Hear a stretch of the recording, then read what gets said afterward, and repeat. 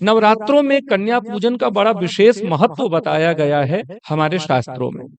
लेकिन किस अवस्था की कन्या का पूजन करना चाहिए, किस उम्र की कन्या का पूजन भगवती के किस नाम से करना चाहिए, इतना यदि और मालूम हो जाए तो महाराज फल की प्राप्ति में कोई बाधा उत्पन्न होगी ही नहीं।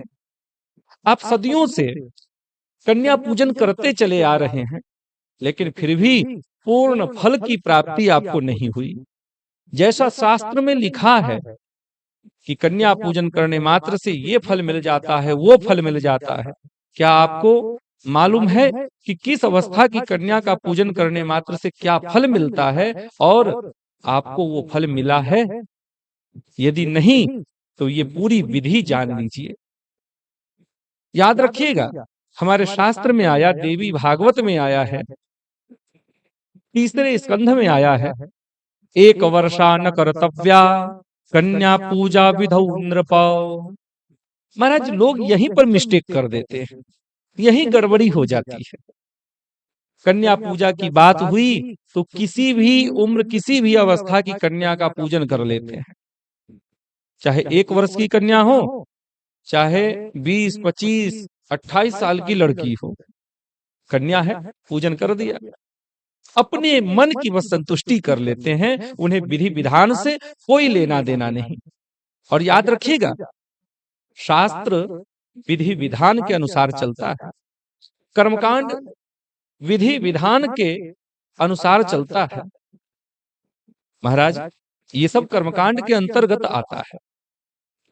तो हमारा शास्त्र कहता है, अब सुनिए, किस अवस्था की कन्या का पूजन करना चाहिए और किस अवस्था की कन्या का पूजन नहीं करना चाहिए।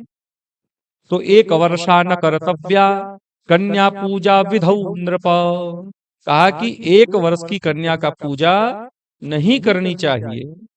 1 वर्ष की कन्या की पूजा बिल्कुल नहीं करनी चाहिए। क्यों? तो कहा परमज्ञातु भोगानाम गंधादीनाम च बालिका।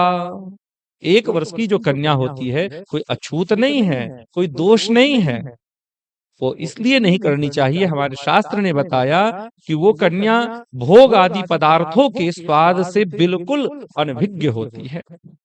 हाँ, उसे कुछ नहीं मालूम कि नमक है, कम है, ज्यादा है, तीखा है, खट्टा है, मीठा है, कुछ मालूम नहीं। 1 वर्ष का बालक या 1 वर्ष की बालिका बोल भी नहीं पाती है ठीक से, तो 1 वर्ष की बालिका का पूजन निषेध है। अब चलिए 2 वर्ष की कन्या, तो कुमारिका तु सा प्रोक्ता द्विवर्षा या भवेतिह। महाराज कुमारी पूजन, कन्या पूजन में 2 वर्ष की कन्या से पूजा प्रारंभ की जाती है। 2 वर्ष की जो कन्या होती है उसे माँ भगवती के किस नाम से पूजना चाहिए? तो 2 वर्ष की कन्या को कुमारी नाम से पूजना चाहिए। वही वास्तविक कुमारी कन्या हुई। जो 2 वर्ष की कन्या होती है वही कुमारी कन्या हुई। हाँ, तो 2 वर्ष की कन्या का जो पूजन करते हैं कुमारी नाम से, भगवती के कुमारी नाम से जो 2 वर्ष की कन्या की आराधना करते हैं, पूजा करते हैं, उन्हें भोग पवाते हैं, दान दक्षिणा देते हैं, तो याद रखिएगा, कहा कि कुमारीम पूजिता कुर्यात दुख दारिद्र नाशनम। जो 2 वर्ष की कन्या का पूजन करते हैं उनके सभी दुख तथा दरिद्रता का नाश हो जाता है। हाँ, तो याद रखिएगा सरकार, इस नवरात्र आपको यदि दुख और दरिद्रता को दूर करना है तो 2 वर्ष की कन्या का पूजन करना चाहिए। अब आया 3 वर्ष की कन्या का पूजन। कहा कि 3 वर्ष की जो कन्या होती है उसे हम क्या कहते हैं? तो 3 वर्ष की कन्या को हम त्रिमूर्ति कहते हैं। तो माँ भगवती का जो नाम है, एक नाम है त्रिमूर्ति। श्री महाकाली, श्री महालक्ष्मी, श्री महासरस्वती, यही त्रिमूर्ति हैं।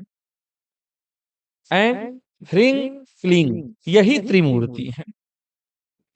तो सरकार याद रखिएगा, जो 3 वर्ष की कन्या का पूजन करते हैं त्रिमूर्ति नाम से, उन्हें भोग पवाते हैं, भोग पवाने के बाद दान दक्षिणा देते हैं, बहुत विधान है, विधान में बहुत कुछ है। आते ही पहले चरण पखारेंगे, हाथ धुलाएंगे, सुंदर सा आसन देंगे, तिलक करेंगे, माल्यार्पण करेंगे, चरणों में फूल चढ़ाएंगे और फिर वस्त्र इत्यादि देकर के सम्मान करने के बाद भोजन पर बैठा लेंगे।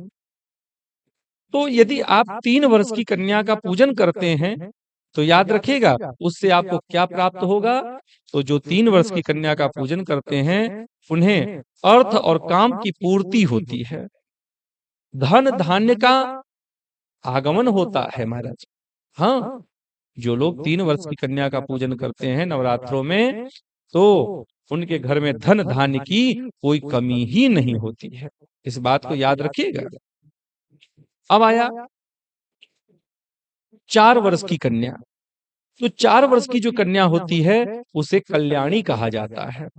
4 वर्ष की कन्या का पूजन कल्याणी नाम से किया जाता है। और कहा कि जो 4 वर्ष की कन्या का पूजन करते हैं कल्याणी नाम से, वो विद्या, विनय, और याद रखिएगा जिसके पास विनय है उसके पास सब कुछ है। तो जो कल्याणी देवी का पूजन करते हैं 4 वर्ष की कन्या के रूप में, तो उन्हें विद्या, विनय, राज्य तथा सुख की प्राप्ति होती है। इसमें कोई दो राय नहीं है, क्योंकि हमारा शास्त्र कहता है, क्या कहता है? तो विद्यार्थी विजयार्थी च राज्यार्थी यश्च पार्थिवः। विद्या, विनय, राज, सुख इत्यादि की प्राप्ति होती है। अब 5 वर्ष की कन्या, 5 वर्ष की कन्या को रोहिणी नाम से पूजते हुए जो लोग अर्चन करते हैं, तिलक लगाते हैं, पुष्प अर्पित करते हैं, माल्यार्पण करते हैं, भोग पवाते हैं, दान दक्षिणा देते हैं, तो रोहिणी नाम से, कि ये रोहिणी देवी है। रोहिणी देवी कितने वर्ष की कन्या को कहते हैं? तो 5 वर्ष की कन्या। तो जो लोग रोहिणी देवी का पूजन करते हैं 5 वर्ष की बालिका के रूप में, तो उन्हें रोग से मुक्ति मिल जाती है, उनका रोग नाश हो जाता है तत्क्षण, हाँ, कुछ ही दिनों के भीतर। अब आया आगे 6 वर्ष की कन्या। तो जो 6 वर्ष की कन्या होती है उन्हें हम क्या कहते हैं? तो कालिका देवी। तो 6 वर्ष की कन्या के रूप में जो कालिका देवी का पूजन करते हैं, तो महाराज उन्हें किस वस्तु की प्राप्ति होती है? तो उन्हें भक्ति की प्राप्ति होती है।